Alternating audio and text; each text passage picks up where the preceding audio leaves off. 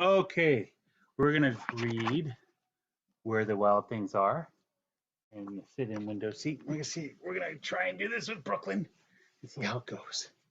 Come on, baby. Where the Wild Things Are. Where the Wild Things Are. Brooklyn, come on, come on.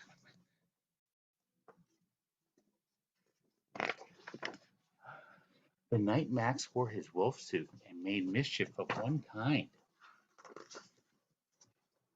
and another, his mother called him Wild Thing. Oh, don't touch the screen, sweetie. His mother called him Wild Thing.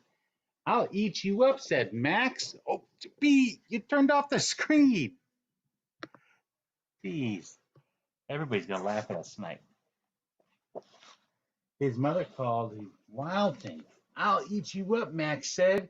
So he was sent to bed without eating anything.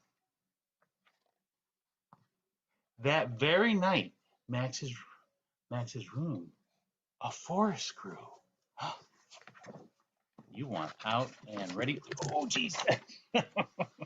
You want to touch that screen tonight. Trying different positions here with reading with Brooklyn. As you can see, this one's a little bit more difficult. So here we are. That very night in Max's room, a forest grew and grew. Come on, Brooklyn. And grew until its ceiling hung with vines and the walls became the world all around. This isn't too successful tonight. And an ocean tumbled by a private boat for Max, and he sailed off through the night and day. Get Max on the boat. And in and out of weeks and almost over a year to where the wild things are. And when he came to the place where the wild things are, they roared their terrible roars and gnashed their terrible teeth and rolled their terrible eyes and showed their terrible claws. Brooklyn, you gotta be careful with that computer, sweetie. Till Max said, "Be still," and they tamed them with a magic trick. Magic trick of staring into their yellow eyes without blinking once. And they frightened him. They called him the most wild thing of all. You don't like this situation and made him king of all wild things. All right, baby. Let's see. Let's try and read this sitting up. Tried something new. Didn't work out.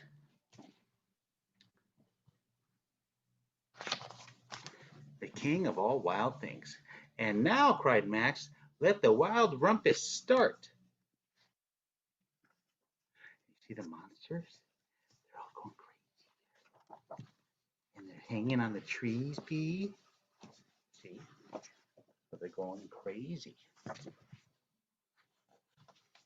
And then playing out some more.